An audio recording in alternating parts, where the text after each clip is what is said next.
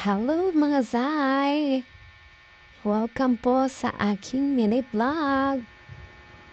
Pupunta po tayo ngayon sa ilog.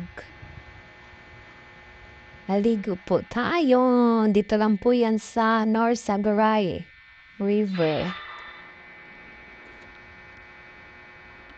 Ang ganda po dito. Ang ganda ng view.